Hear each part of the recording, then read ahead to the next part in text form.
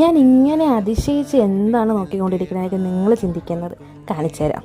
ഇതാണ് ഗൈസ്. അങ്ങനെ കുറേ നാളുകൾക്ക് ശേഷം എൻ്റെ വീട്ടിലും, അതായത് തിരുവനന്തപുരത്തും മഴ പെയ്തു. ഓവർ മഴയും കാര്യങ്ങളൊന്നും ഇല്ലെങ്കിൽ നല്ല ബാസ കൂട്ടിയ ഇടിയും മിന്നലൊക്കെ ഉണ്ടായിരുന്നു. മഴ ആസ്വദിച്ചിരുന്നത് കൊണ്ട് കുക്കിങ്ങിൽ ശ്രദ്ധിക്കാൻ പറ്റിയില്ല. അപ്പൊ നോമ്പുറുപ്പിന് എന്തെങ്കിലും ഉണ്ടാക്കാം. ഈ 3 നോമ്പിനും ഒഴിച്ചു കൂട്ടാൻ പറ്റാത്ത ഒന്നായിരുന്നു ഗൈസ് സമൂസ. അതായത് സമൂസ ഷീറ്റ് വാങ്ങിച്ചതിന് ശേഷം സമൂസ ഇല്ലാതെ ഒരു കളിയില്ല. മെനിഞ്ഞാന്ന് ബീഫ് സമൂസയും ഇന്നലെ വെജ് സമൂസയും. അപ്പൊ ഇന്ന് നമുക്കൊരു എഗ് സമൂസ ഉണ്ടാക്കാം. ആകെപ്പാടെ ഏകദേശം ഒരു 12-13 ഷീറ്റ് മിച്ചം വന്നിട്ടുള്ളൂ. സത്യം പറഞ്ഞ എഗ് സമൂസ ഒന്നും ഞാൻ കണ്ടിട്ടില്ല. പക്ഷെ നമുക്ക് എന്തുകൊണ്ട് പരീക്ഷിച്ച് നോക്കിക്കൂടാ? മുട്ടയുണ്ട്, ഷീറ്റും ഉണ്ട്. അപ്പൊ നമുക്ക് ജസ്റ്റ് ഒന്ന് പരീക്ഷിച്ച് നോക്കാം. ചിലപ്പോൾ വർക്കൗട്ട് ആയാലോ എന്ന് വിചാരിച്ചിട്ടാണ് ഈ കാര്യങ്ങളൊക്കെ ചെയ്ത് നോക്കുന്നത്. ഫില്ലിംഗ് എന്ന് വെച്ചാൽ നോർമലി ഉള്ള ഫില്ലിങ്സും അതിന്റെ മുകളിൽ എഗ് 4 കട്ട് ചെയ്ത ഒരു പീസും വെച്ച് നമ്മൾ നോർമലി സമൂസ ഫോൾഡ് ചെയ്യും പോലെ ഫോൾഡ് ചെയ്ത് എണ്ണയിൽ പൊരിച്ചെടുത്തിട്ടുണ്ട്. ഇതാണ് ഗൈസ് സംഭവം.